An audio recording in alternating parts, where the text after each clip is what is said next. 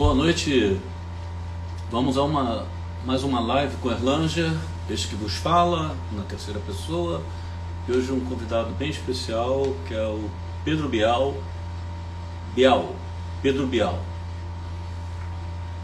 Um grande companheiro, um baita de um colega, a gente já teve algumas aventuras juntos, não amorosas, ainda podemos ter no futuro, mas uma cobertura muito bacana. E é uma referência para mim no jornalismo. Eu virei cedo executivo e se eu tivesse continuado vamos dizer assim, no campo de batalha, eu tentaria perseguir uma carreira como o Bial.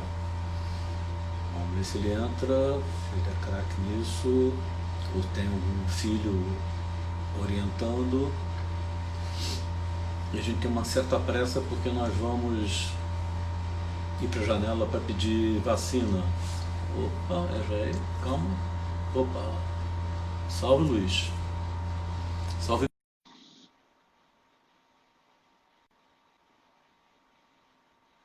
Sempre problema de conexão. Ô, Pedro. Salve, Luiz.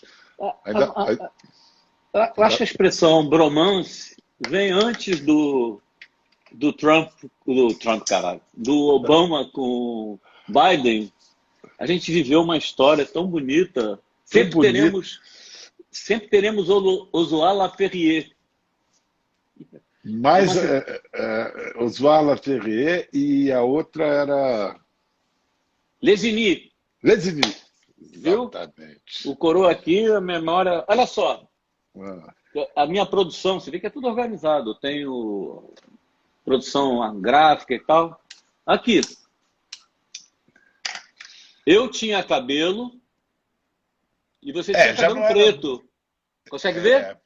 Eu tinha cabelo. Tino e Thelma atrás de você. Thelma Zanini, que eu chamava de Mercedes Souza. Você pega o Thelma Zanini e bota ele para bater um bumbo, é a própria. Aliás, essa live vai ser a live mais esculachada da minha vida. E eu te faço a pergunta. Eu era chefe da da equipe, tinha lá a Copa do Mundo enorme, da seleção brasileira, e a gente teve essa alegria de ficar juntos em Oswald Laferrier, que era a cidadezinha mais próxima de Lesigny, onde ficava a seleção. Eu, como chefe, qual foi a primeira operação logística que eu fiz por sua intuição? Caramba, mas eu não tenho a sua memória, não. A primeira operação logística por minha intuição, deixar uma equipe para trás quando... Ah, meu Deus, que vergonha você vai me fazer passar. Você, um dia... Assim, a gente ficou... Era um hotel de beira de estrada, não um motel, né? Aí você, um dia chega assim, descobri, você saiu como repórter andando pela cidade, uma família que tem uma cave que produz um champanhe maravilhoso. Aí eu, na minha qualidade de chefe autoritário, fomos lá, compramos todo o estoque e determinamos que toda a equipe esvaziasse os frigobar e enchesse de champanhe. Gente, maravilhoso. E era um champanhe daqueles com uma produção tão limitada, não chegava nem a Paris, era de grande qualidade, era um negócio, era aquela região. Eu me lembro o seguinte, que você estava tomando um porre de televisão, assim, você estava embriagado pelo veículo, apaixonado. Era o teu primeiro evento, não é? Em televisão, chefiando, ou você já tinha ido antes? Tá? Não, mas foi o meu primeiro evento com futebol e seleção brasileira. Eu estava extasiado. Evento esportivo. Você tinha tido o que antes? Eleição, essas coisas? Não, essas coisas. Eleição, morte do Tancredo. A entrevista é minha, caralho. Não vai ficar fazendo pergunta para mim. Mas morte do Tancredo, você não estava na Globo ainda? Estava no jornal, mas assim, não, eu estou falando televisão. Você estava com muito tesão, assim, descobrindo o que televisão podia fazer. Era bonito de ver e muito estimulante para a gente, para todo mundo. Na minha geração, ir para a televisão era tipo um downgrade em jornalismo. É uma estupidez. Verdade. Nós, jornalistas, queremos ter o grande alcance. Não Verdade. tem nada como televisão. Havia um preconceito. Eu estava querendo melhorar minha luz aqui, estou achando muito escuro. Peraí, deixa eu ver Ah, se eu consigo. A bicha aqui é vaidosa, não tem problema, não tem jeito. Ih, vai eu no como burro. não, eu não pude falar, como não pude falar com. Fugiu o Bial. Não, não, não fugi não. Ó, melhorou, né? Melhorou? Nossa, sacanagem assim, não tem como melhorar. Não, eu estava achando que estava muito escuro. Mas não vamos falar Mas não, da... eu achei legal você me lembrar disso, porque aliás, eu estou meio obcecado com esse assunto, porque eu estou devendo um texto. Durante a pandemia, o incrível, fantástico, extraordinário Zé Roberto de Castro Neves organizou mais um livro desses que ele organiza 3, 4 por ano, não sei como, consegue escrever e é bom. Então ele fez esse O Mundo Pós-Pandemia.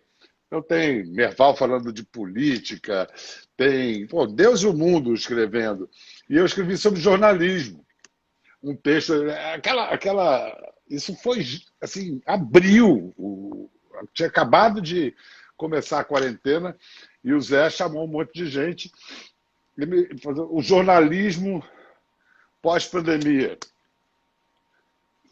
Claro que eu não indiquei isso, nem tem como indicar. Eu até terminava falando isso aí, vou ter que esperar as notícias para saber, né? Mas o texto foi uma reflexão sobre jornalismo nesses tempos aí. E o Bob Feit, que é editor, curtiu e me pediu que estendesse um pouco, fizesse uma coisa um pouco maior para um projeto que ele está fazendo aí de livro. Então eu tô envolvido nesse deadline. E você, lembrando disso, pouca gente lembra. Hoje todo mundo acha incrível, lindo, ir direto para a televisão. Mas jornalista é um bicho muito preconceituoso. Você É sabe verdade, disso. é verdade, Era é mais. Hoje eu verdade. acho que hoje talvez seja até reativo, no sentido de não ter preconceito com nada e tal, que também não sei se é tão honesto assim. Mas havia esse negócio de televisão aí, Não, olha só, não sei porque. era um preconceito de mão dupla. Porque também quando eu cheguei na Globo, assim, lá vem aquele cara de mídia impressa, como se a gente fosse tribo diferente. A gente quer notícia, informação, Não, mas verdade. aí era um certo complexo de inferioridade, né? Porque aí onde é que podia pegar? O cara da mídia impressa vai apanhar para conseguir escrever o que ele escrevia, e não sei quantas laudas, e dizer em 30 segundos. Que você sabe que acontece mais ou menos isso, e que é muito enriquecedor. Nem todos. Teve gente que veio de mídia impressa. Eu entrei na Globo em 1980, né? Era assim, era Não, muito agora vou brincar que é ah, entrevista. Como é que você foi parar na Globo? anúncios classificados. Ah, vai se fuder. Minha mãe me mandou um classificados assim. Eu vivia de basquete, que eu ainda jogava, mas já estava bem pouco atleta para manter uma carreira de jogador. E fazia cinema, cara. Cinema em 1980, assim, para ganhar dinheiro. Aí minha mãe mandou vagas para curso de especialização em telejornalismo. Aí, aí, aí eu me inscrevi. E eram 600 candidatos para 20 vagas. E aí passei, e aí foram 3 meses de estágio remunerado na Já Globo. era o Armando? Era o Armando, era o Armando. Armando Nogueira. Armando Nogueira, Alice Alice Maria, Maria. Luiz Edgar de Andrade, chefe de redação. Porra, só. Era um time, pô. Na redação tinha Carlos Castilho, era estrelado. O editor-chefe do Jornal Nacional era Eduardo Cimbalista. E tinha o Globo Repórter, tinha o Timaço, Paulo Gil Soares, Washington Novaes, Eduardo Coutinho, com quem eu iria trabalhar poucos anos depois. E aí, esses 3 meses de estágio remunerado, de treinamento, a gente aprendeu de tudo. Aprendi até a mexer em moviola, editar, porque era filme. Tinha já um pouco de Eng, né? Como chamava, aqueles Umatiques, aqueles gravadores grandes, mas tinha muito filme. Então, aprendi a editar em novela, a gente aprendeu de tudo em televisão, assim, teve a experiência. Foi muito legal. Quando terminou esse curso, não tinha vaga no Ah, Rio, e aí eu fui primeiro colocado. Desculpe aí, não gosto de falar assim, mas é enfim, como fui. diria o Ibrahim Suede, que ninguém que está nos ouvindo conhece, Sório Periferia. E aí, cara, não tinha vaga no Rio, fui chamado para ser repórter em Salvador. E Mas você foi? fui para ser repórter da Geral na TV Aratu, Canal 4, Salvador, meu amor, Ah, Bahia, que era a retransmissora da Globo naquela época. Hoje é a TV show. Bahia e Aratu não é É. mais. E, cara, eu, como você sabe como eu sou meio alemão, calorento, né? Na Bahia eu suava tanto que meu apelido virou Cuscuz. Porque cuscuz sua o tempo todo, né? Mas aí eu fui para ficar, para morar na Bahia, mas aí fiquei só 3 meses, ou 4, 5 meses, e me chamaram para cobrir umas férias aqui no Jornal Hoje como editor. Aí eu vim para o Rio de Janeiro e comecei como editor na televisão. Estamos falando aí de 82, já em 82. E aí, em 83, comecei a fazer vídeo, reportagem de vídeo e tal. Primeiro com entrevistas com artistas e não sei o quê, que foi bem recebido. Perceberam que eu trabalhava sério. E aí, no ano seguinte, teve a grande reformulação do Globo Repórter, em 84. Roberto Feite voltou de Londres, onde era correspondente, para ser o chefe de uma mudança de linguagem no Globo Repórter, que deixasse de ser tão linguagem de documentário e passasse a ser mais um 60 Minutes, naquele modelo americano, com mais repórter. Aí chamaram toda a nata da elite dos repórteres da época, que era Carlos Nascimento, Hermano Henning, Sandra Passarinho, Ernesto Palha, jovem, mas já era desse timão. E eu era o faquinha dessa turma. Eu fazia, mas não fazia reportagem, mas nem aparecia, não narrava. Era um molequinho prodígio lá. E aí foi. Aí por aí, mas quer que eu continue? Mas por mim? Não, é que porque eu acho que tem uma história legal, assim, que eu acho que tem uma moral bacana, que é você é assim também, a moral da ousadia, né? Que a ousadia compensa. E Eu digo assim, não é só ousadia, é reinvenção. A gente acha que a bom, gente a gente não se contenta com o que está fazendo e quer fazer uma outra coisa, não é isso? mas quando você é jovem, você é imbecil o suficiente para achar que 4 anos é muito tempo, né? Muito tempo. Então, eu fiquei de 84 a 88 no Globo Repórter. Falei, pô, já estou há 4 anos fazendo a mesma coisa, no Globo Nessa Repórter merda. e tal. Aí o Walter Clark, que estava já bem malucão, tentando coisas, o Walter Clark ia botar no ar a TV Corcovado, uma TV local, só Rio de Janeiro. E ele me chamou ali para o Botanique, o restaurante que tinha na Pacheco Leão, para a gente almoçar e, claro, beber. E foi um almoço maravilhoso. Eu com o Walter Clark ali, encantado com a figura. E ele me cantou para ir para a TV Corcovado para apresentar um programa diário de auditório. E eu, Não sabia disso, não. é. E aí eu falei, eu vou e não sei o quê. Aí fui falar com o Armando. Armando daquele jeito. Você sabe, né, Pedro? O Walter é um cara incrível, ele se tornou um mito. Mas o mito devorou o homem. O mito ficou maior que o homem. Ele falou aquilo, eu nunca esqueci. Falei, Armando, mas eu estou já há muito tempo fazendo Globo Repórter, estou afim de. Acho que eu vou nessa. Tal. O Armando não falou nada, não tentou me demover. Passam-se uns 3 dias, vem Henrique Coutinho, editor do Internacional, grande figura, morreu cedo, um querido. Pai Da de Sandra. Sandra Coutinho, que é a correspondente da Globo em Nova York. Aí o Coutinho vira para mim na redação assim, meio de passagem.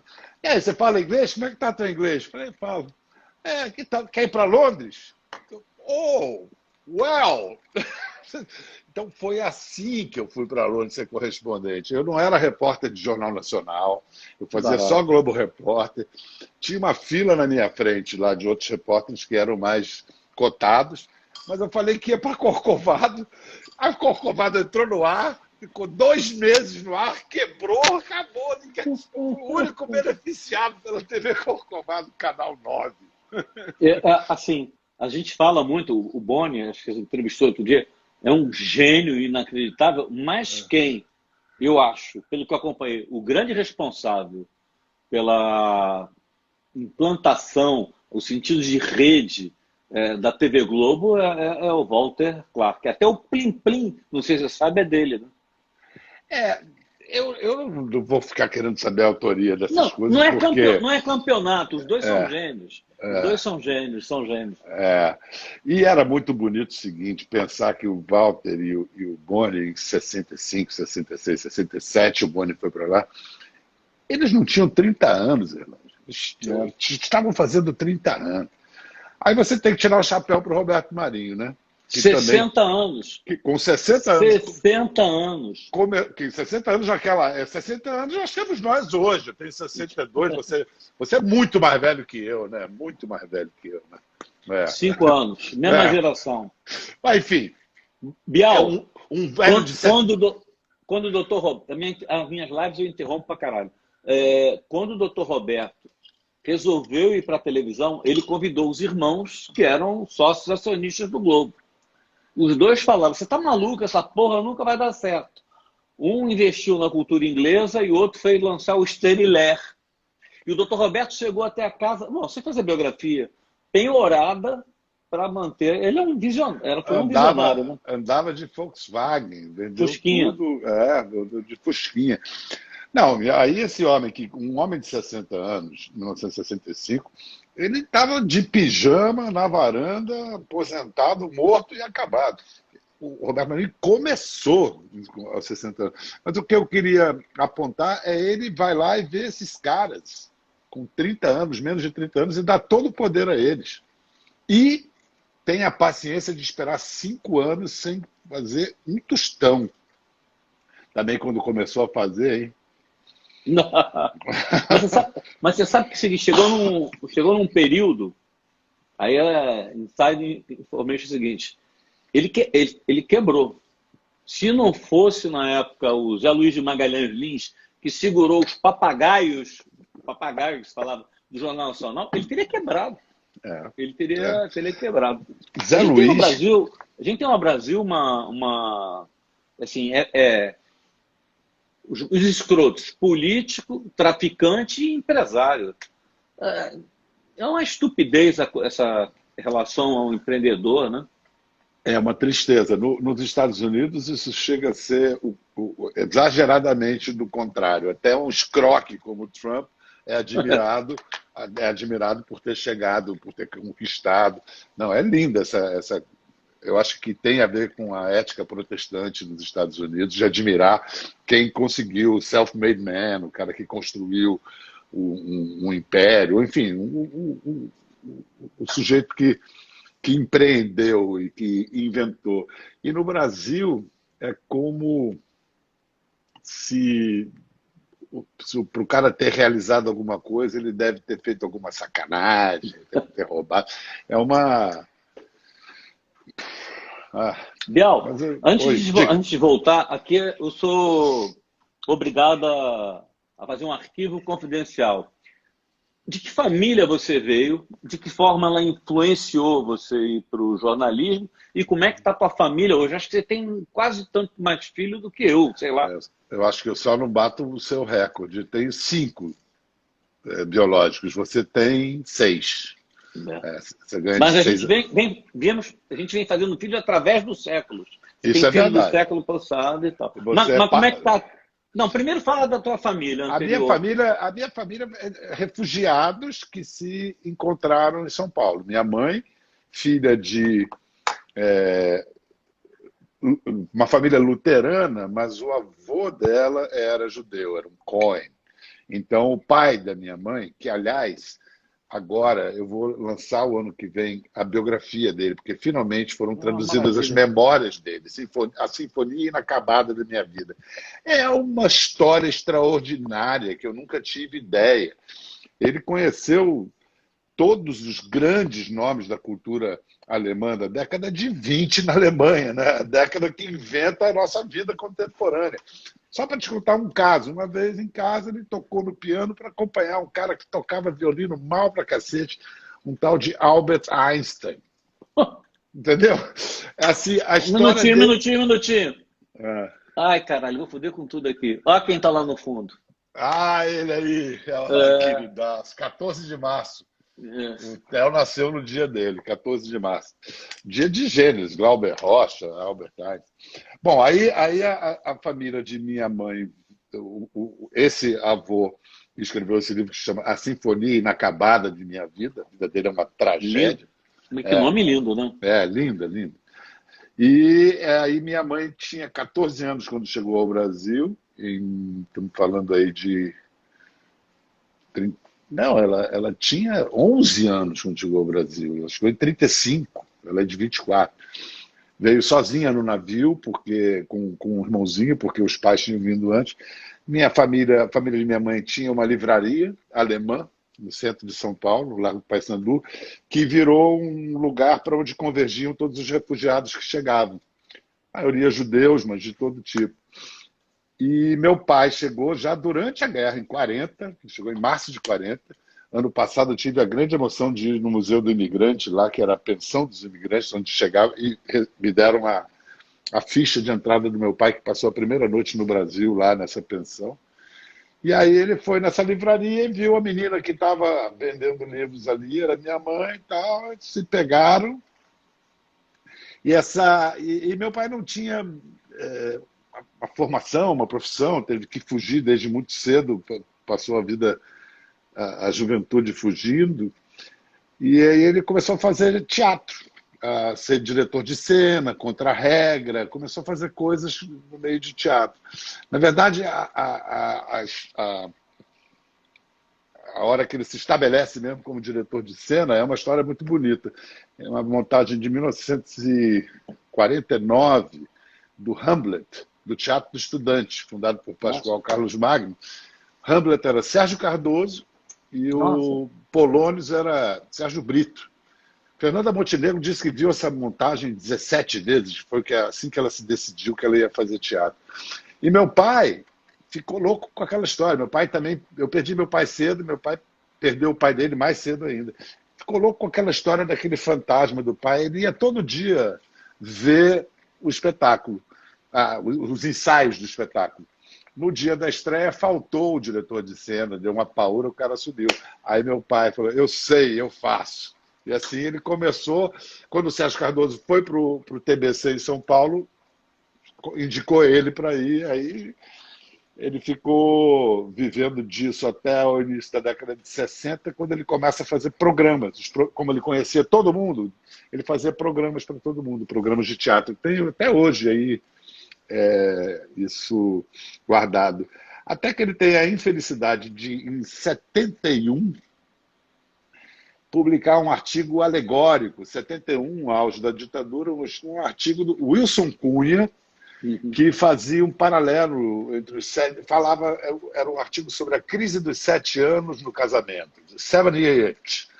E esse casamento que me foi imposto, que eu não queria, era uma metáfora, uma alegoria dos 7 anos de ditadura. Por causa desse artigo, ele começou a ser chamado para depor no DOPS, levavam ele para passar pelas celas, ver aqueles presos esquálidos, torturados. Meu pai já era maluquinho, que ele fugiu do nazismo com a Gestapo nos calcanhares, ele já carregava esse trauma. Começou a ficar muito... não conseguia mais dormir, e aí teve o seguinte, você vai gostar que você é flamenguista. Aí teve o Fla-Flu que a gente perdeu no domingo. Como é normal. Até parece. E na segunda-feira nasceu o primeiro neto dele. Então, esse estresse todo, a derrota para o Flamengo, o nascimento do primeiro neto, ele teve um derrame à tarde. Caraca. E aí foi uma agonia de alguns meses e ele morreu. Eu tinha 13 quando ele ficou doente, 14 quando ele morreu. Então, essa história da família, o importante dizer isso na minha formação é que, por causa desses amigos de teatro, eu ouvia conversas muito bacanas em casa, na sala. Eu adorava, sempre fui um menino que gostava de pegar carona com os mais velhos. Mas eram conversas muito interessantes, assim, Cacilda, Valmor. A minha irmã era tão louca pelo Valmor, ai, lindo, lindo, que depois ia catar as guimbas de cigarro que o Valmor Minha irmã é 11 anos mais velha que eu, então era adolescente, tudo assim. Então eu acho que eu ouvia muita coisa estimulante, e aí passei também a ler e tal. Acho que isso foi tão ou mais importante que a formação acadêmica, digamos assim, de escola e tudo mais. Mas aí que vem os Camaleões. O Camaleões é antes do jornalismo? Olha, você sabe que eu tinha uma coisa com a poesia no início, ali, fim do que é hoje o ensino médio, né, do clássico, mas quando eu entro e um pouco no início da faculdade, da PUC, que eu entrei em 77, mas quando eu fui pro profissional, assim, comecei a me profissionalizar, a ver que o jornalismo era o caminho e não o cinema naquele momento, eu deixei a poesia meio de lado, fiquei só como leitor, eu não escrevia. Aí, quando eu entrei na Globo, nesse curso que eu falei que eu entrei lá, os classificados, entrou o Cláudio Rodrigues, que é um excelente poeta até hoje. E ele que me botou a pilha de voltar a escrever, me mostrava poemas e tal, e aí acabou que os Camaleões entraram em ação com o Cláudio e o Luiz Petri. Mas eu acho que você está assim, renegando um pouco essa veia poética, mas quando eu botei você enchendo a bola, jornalista completo, sempre flertando com a escrita, você é um camarada que o teu texto jornalístico é um pouco além do quem, quando, onde, quando, porquê. Eu não renego, não. É que você sabe que em televisão, às vezes, você tem que fazer formulações tão sintéticas para dizer muita coisa em pouco tempo, que às vezes essa formulação fica quase poética. Isso não sou eu, assim, o meu grande modelo de texto, assim, que eu sempre olhei e até hoje olho para cima, é Lucas Mendes, né? Lucas, com 3 palavras, ele dizia 5 páginas, né? Então, essa imposição de ser sucinto mesmo, quando você consegue ter conteúdo em pouco tempo, às vezes. Porque não adianta em televisão o realizou-se ontem. Aliás, não adianta em jornalismo nenhum o realizou-se ontem. Né? O burocratismo, que ameaça, sempre é uma ameaça ao jornalismo, é a morte da curiosidade, a morte do interesse. É aquela coisa, nada me surpreende. Pô, se nada me surpreende, vai ser outra coisa, não vai ser jornalista. Né? Pô, tudo me surpreende, né? A gente vive disso. Então, às vezes, você simplesmente dizer o que determinada autoridade... Ainda mais isso na correspondência internacional, isso ficou muito evidente. Você simplesmente reproduzir a declaração do suposto primeiro-ministro, o que o vale, não, tanto fez quanto tanto faz para o cara que está ouvindo. Você tem que dar o texto e o contexto junto, né? Ele está dizendo isso porque ele quer dizer aquilo. E esse é um dos desafios, né? Mas eu acho bacana cuidar da língua, né? E cada vez mais, né? É pela língua que começa a corrupção moral, a queda dos valores, princípios. Você vê como é que Nossa pátria é nossa língua. Nossa pátria é nossa língua. Você vê como o Tancredo usava a língua portuguesa. Compare ao presidente ou esse cara que está ocupando lá o Palácio do Planalto hoje. É brincadeira. Não consegue formular uma frase. A nossa língua e a política é isso. Eu estou com esse livrinho aqui do George Orwell, que falou muito sobre isso. Ele dizia: a linguagem política é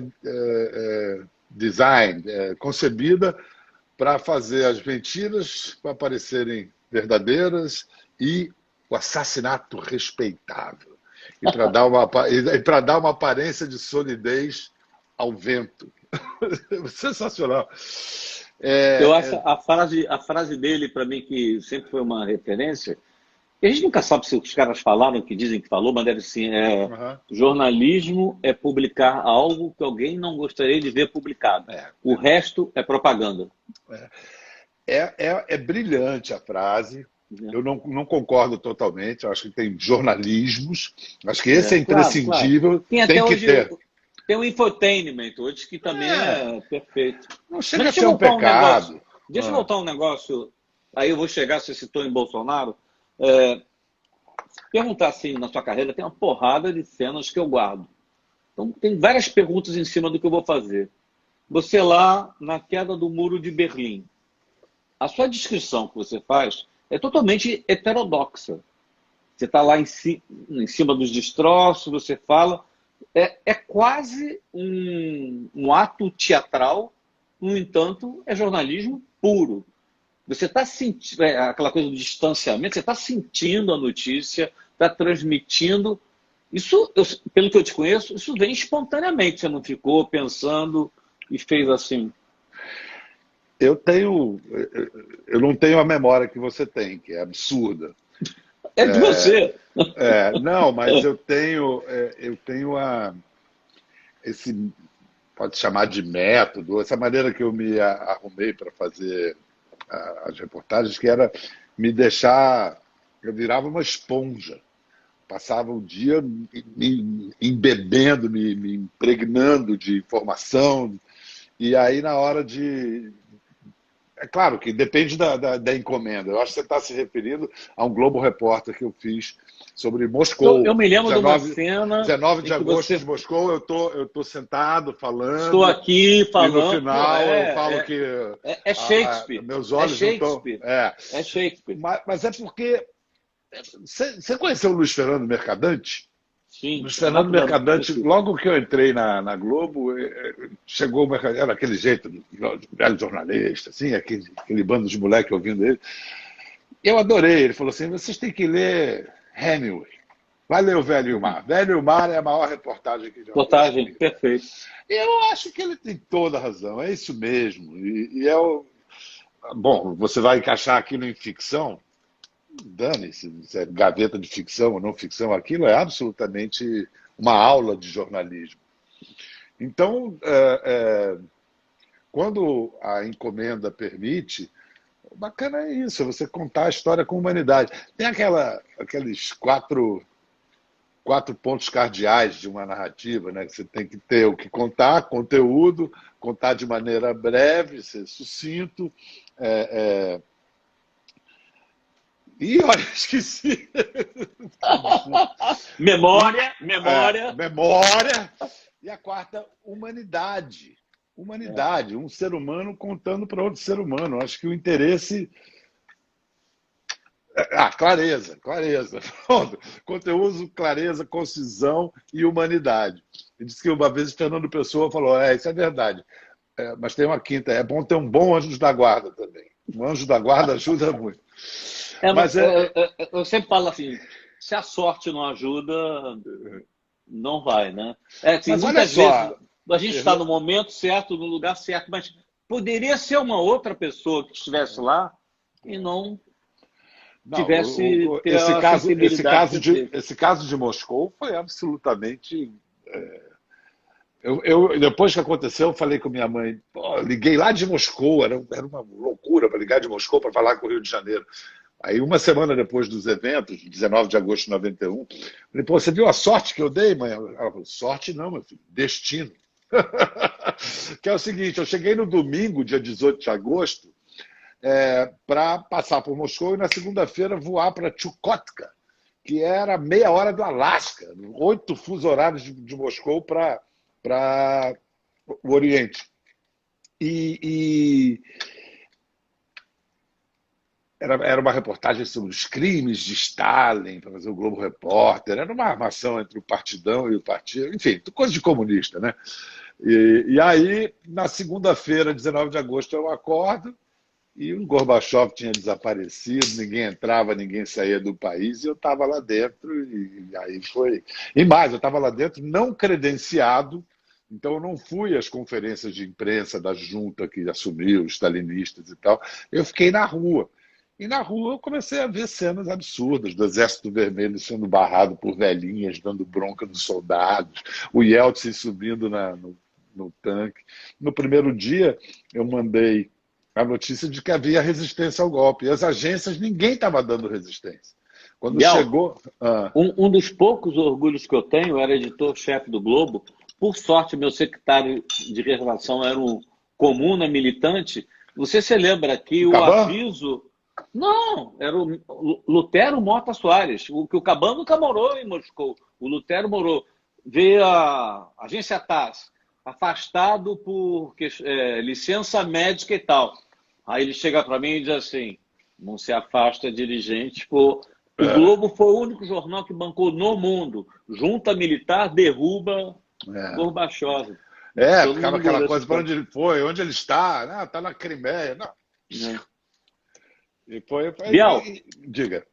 Quando eu, até de sacanagem, no último post que eu fiz, eu tô tão atordoado de te entrevistar, nunca entrevistei uma pessoa que eu tenho tanta empatia, concorde tanto, e para não ser chapa branca, eu vou fazer algumas perguntas bem dramáticas para você.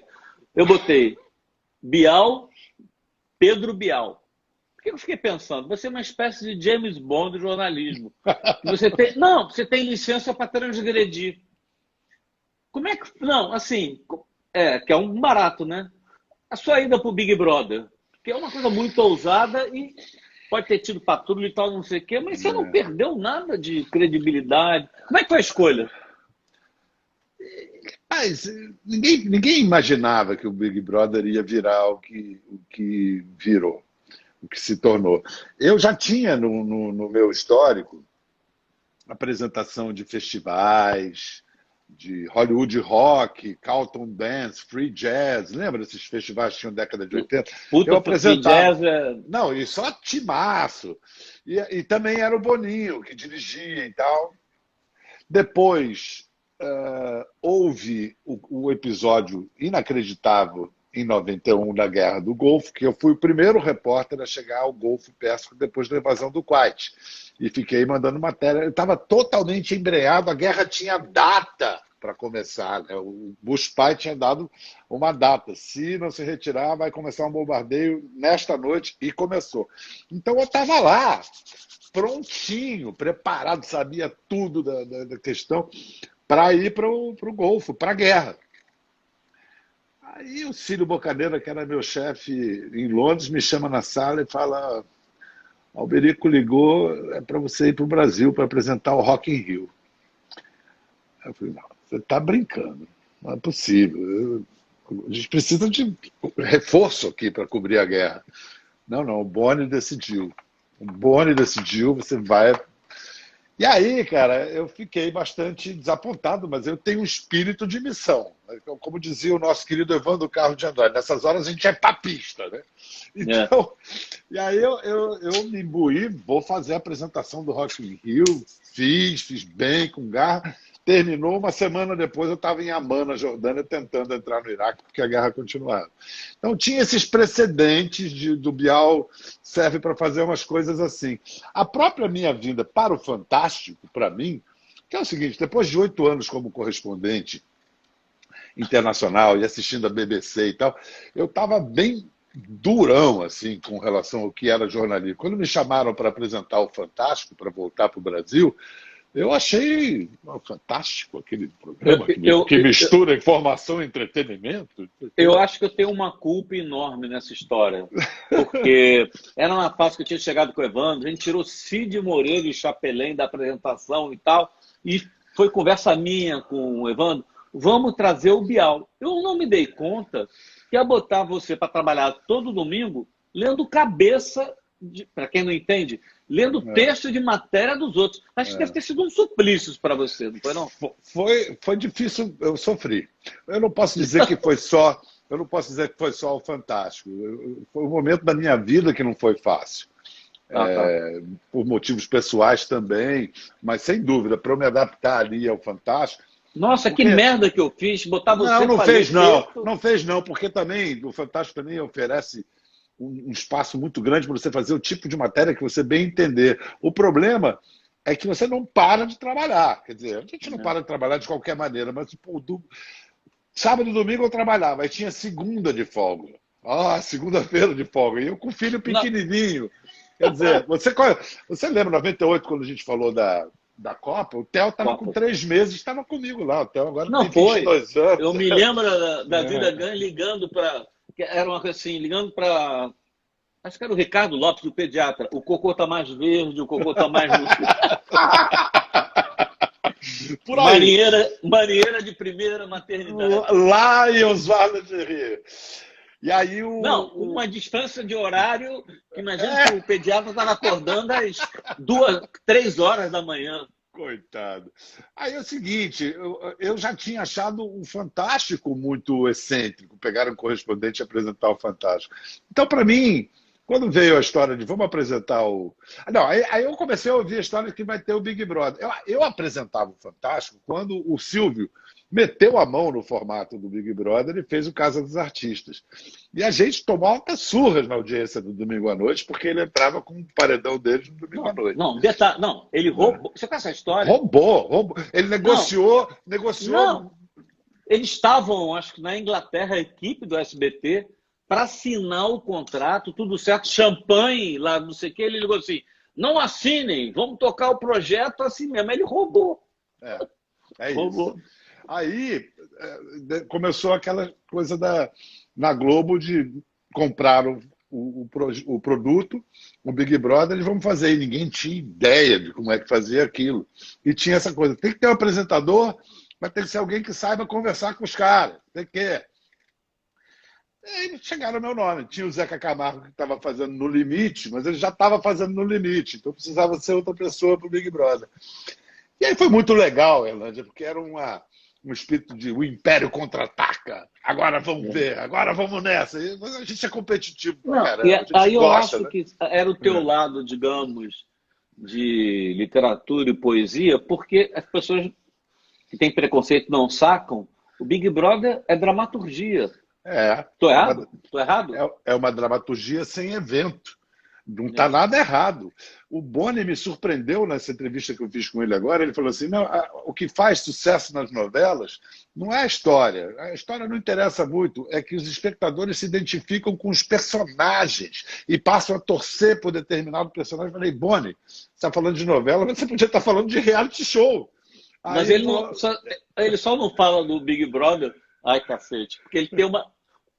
sempre que ele pode dar uma sacaneada no Boninho, não sei por que shakespeariano, que o Boninho é um gênio. Ele reinventou o Big Brother.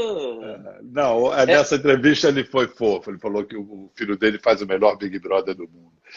Mas mesmo assim, quando começou, a gente achou que era isso, vai fazer um Big Brother. Aí tinha a Copa do Mundo em 2002, que eu estava escalado para ser o âncora da cobertura, Japão-Coreia. Aí a Marluce me chama e fala assim, pô, eu queria te pedir para você não ir para a Copa, porque a gente quer fazer o Big Brother 2, porque o horário da Copa era de madrugada. Então, trazia o Big Brother para mais tarde, para a pessoa começar a assistir o Big Brother 11 da noite, 11h30, e andava já na cobertura da Copa. Me pediram para fazer nesses termos. Não, quem você fica para fazer essa segunda edição do Big Brother? Para espremer o bagaço dessa laranja. Imagina. A gente está com 20 agora. Aí a história é linda também, porque aí eu fiquei para fazer isso. Quem foi para fazer o que eu ia fazer em 2002? Fátima Bernardes, que foi a musa da Copa. É verdade.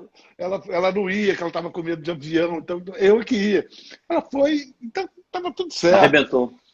Arrebentou. Mas eu só fui me dar conta do tamanho que o Big Brother estava ganhando lá pela 5ª edição.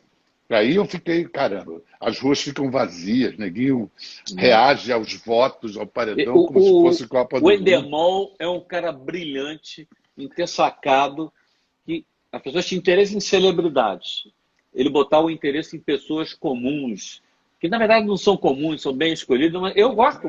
Eu meio que cansei de ver, mas o projeto original é fantástico. Biel, você falou em Copa do Mundo, aí eu não resisto a contar uma história. Eu sou disléxico, mas vou voltar.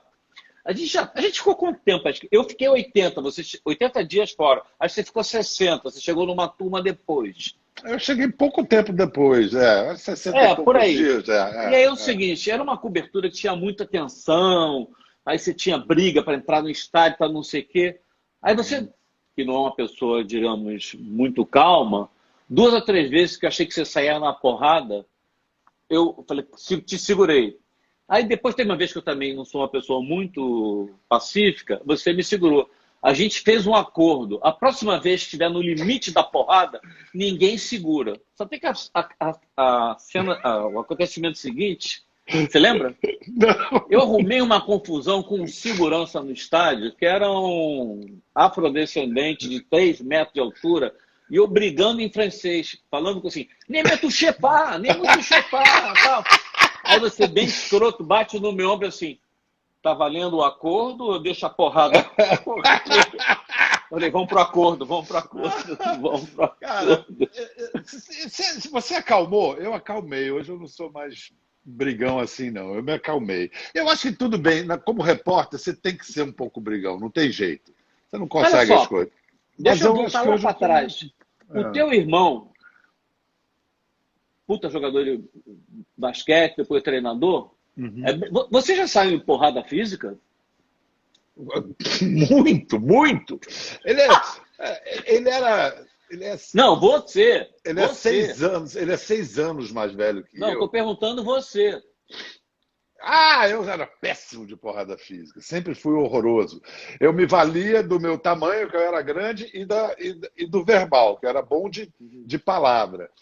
Era bom de, inclusive, eu até tive que aprender como foi uma grande evolução na pessoa adulta, de não ficar usando as palavras para destruir. Porque a gente, se quiser, a gente pode ser mal. Eu não. Ainda mais, a gente acha que fica assim, com humor. Humor é. Mas com humor pode ser elegante, mas também pode ser. Né? Não, destrói. Mas assim, quando eu tive que sair na porrada física, eu me dei mal. Só apanhei. Não foram muitas, não. Coisa de colégio, né? Uma vez eu nunca tinha ouvido falar em capoeira e fui comprar uma briga de um cara mais fraco. O cara que veio brigar comigo era capoeirista. Eu apanhei. Eu não conseguia ver o cara, né? E depois, uma outra vez, eu também tomei um socão no olho. Eu era mais valente assim no basquete. Quando eu jogava, aí eu... Qual era a sua posição? Eu comecei como um 4, jogando como um quase pivô, ala pivô. Depois eu joguei como ala a maior parte do tempo e no fim da carreira eu era guarda, armador, levava a bola. É um jogo que tem muito, vamos dizer assim, contato físico, né? Muita porrada. Muita porrada, e foi ficando cada vez mais, porque a medicina esportiva, a musculação, a preparação física foi... Você vê os jogadores de basquete da minha época, década de 70 e mesmo na década de 80, eram Larry Bird, era esguio, era magro, e hoje você não tem ninguém que não seja marombado, e é um esporte de muito contato, mas é uma beleza de esporte, né? Como é bonito, como é bonito até hoje. Eu fico... Mas quem era bom de porrada era meu irmão. Meu irmão era muito bom. Não, eu sei disso, por isso que eu perguntei. Eu sei que ele tem fama de ter tido um jogador porradeiro. Biel, eu vou e volto. Você citou aí o capitão. O que você acha que aconteceu? Tenente, né? Capitão, mas ele conseguiu. As pessoas lembram que ele foi. Para ser mandado embora, deram. Ele foi expulso. Foi expulso, aí deram como consolação a patente. Então, eu acho até que você publicou o artigo do ex. Coincidente, nós dois publicamos no Porta-Voz. Acho que existe até um certo preconceito com as Forças Armadas, porque as Forças Armadas expulsaram ele. Mas, enfim, o Cristóvão Buarque escreveu um livro que eu acho muito interessante, não sei se você leu. O título em inglês é melhor que o português. Como a esquerda elegeu a direita no Brasil. É isso aí. Eu só diria que não é nem a direita, é a extra. Você acha que é mérito? Está perfeito o atraso, a reação. Não dá para chamar esse governo de direita. O Paulo Guedes até prometia ser algo de direita, mas ele se curvou ao atraso. Não, eu estou falando. Ao Não estou nem querendo o que é o Bolsonaro. Como surgiu esse fenômeno? É a esquerda ou tem uma parte grande da população que gosta disso mesmo? Não, peraí. Primeiro, assim, como usando a formulação que o Cristóvão usou, como a esquerda levou a direita ao poder, quem usou a expressão nós contra eles primeiro? Foi o Lula. Foi o Lula. No momento que ele vai lá, bate o peito, nós contra eles, os eles falaram, é com a gente? Assim, quem plantou a cisânia, quem botou as coisas nesses termos, foi o Lula. O Lula foi muito irresponsável em várias instâncias e vários momentos, né? Não vamos nem falar da invenção de Dilma Rousseff, que é um negócio... Não, você limita a crítica à irresponsabilidade ou você reconhece que ele foi um governo corrupto? Foi um governo corrupto, não para fins de patrimônio pessoal, mas para... um projeto político. Para o projeto de poder. Não era nem um projeto de nação, era um projeto de poder para o partido. Sem dúvida, sem dúvida. Isso aí, enfim, a sentença do... Não vamos nem chegar ao Petrolão, que também é escandaloso, mas a sentença do Joaquim Barbosa do Mensalão é de uma clareza, uma transparência. E quando houve a ascensão da direita, ali que ficou claro em 14, com as jornadas de junho, não, 14 não, 13, jornada de junho de 13, eu achei uma boa notícia. O Brasil tem alternância de poder, vamos ver o que a direita faz agora, depois de 12 anos de governo de esquerda. O problema é que a direita não chegou ao poder, chegou essa caricatura de atraso, de conservador. E até mesmo quando o Bolsonaro ganhou e chegou ao poder, eu ainda defendia que era necessário a gente passar por isso, que era um fenômeno de massas como nunca tinha havido. A campanha do Bolsonaro sem televisão, só com redes sociais e a coisa das multidões, aquilo tudo que ele tinha ganhado democraticamente. Eu defendi assim, que a gente tinha que tolerar. Quando falaram vamos resistir, não é resistência. Quem quer, faça a oposição. Esse governo é legítimo, foi eleito. Agora, o que ele fez a partir da chegada do coronavírus, aí acabou para mim, acabou. Aí não dá, aí passou todos os limites. Eu costumo contar essa história, ninguém não costuma dar muito impacto não, mas é a história da morte de Péricles, do grande estadista, o maior estadista da antiguidade, que estava morrendo na cama e um falava que grande estadista, o outro falava que ele foi um comandante militar extraordinário, aí o outro diz, mas e ele como orador, então? Aí ele morto fala assim, nada disso, eu não me orgulho de ter sido comandante militar, nem estadista, nem orador, eu me orgulho de nunca uma família de Atenas pôs luto por minha causa. Isso Nossa. É um líder, isso é um líder, entendeu? É isso. Então, assim, a partir da pandemia, aí acabou. Esse governo não só tem que ser impedido, mas esse cara tem que ser julgado. Tem que ser julgado pela lei. Esse é um criminoso, um demente. E agora, quando chega a possibilidade de se resolver... Da vacina. Ele sempre disse que era o interesse dele era defender a economia. Agora vem a vacina, que não pode permitir isso, e vai boicotar a vacina? Não, aí é demais. Aliás, daqui a 6 minutos, vai ter que parar. Vamos para as janelas. Não, eu quero um compromisso com você, porque eu também vou para a janela, da gente fazer uma outra, porque, porra, foi um aperitivo. Então, assim, para acabar, uma coisa, assim, dentro dessa cagada toda, se você é esperançoso, e aí emenda logo o que a gente combinou. Eu queria um texto seu que amarrasse o momento que a gente está vivendo, para a gente ir lá pedir vacina urgente para todos. Sim, a esperança não dá. Um homem pode perder tudo, mas não pode perder a esperança e a capacidade de sonhar. Quem disse isso lindamente foi Vinícius de Moraes. Faz 40 anos que Vinícius morreu. A gente fez agora um programa que vai ao ar depois de amanhã com o Elcanaã Ferraz, uma vasta pesquisa maravilhosa de Marcel Vieira, meu querido roteirista e parceiro. E é isso, a gente conversando, você vê o que o Vinícius fez, né? Fez Orfeu da Conceição. Obama não teria sido concebido se não fosse o filme Orfeu Negro. A gente estava falando do Emicida, ele juntou favela, o comunista, o banda. Orfeu Negro tá no Amarelo. Aliás, que pesquisa do Amarelo, extraordinário. Depois ele faz o primeiro disco da Bossa Nova, sabe? O Vinícius, aí a gente chegou a essa conclusão. Uma vez o Antônio Calado me falou isso sobre Guimarães Rosa. Um Guimarães Rosa faz um país. O Vinícius de Moraes faz um país. O Brasil é um fato consumado, gente. Não adianta. Então, a gente vai passar por isso e eu continuo apostando, apesar de tudo.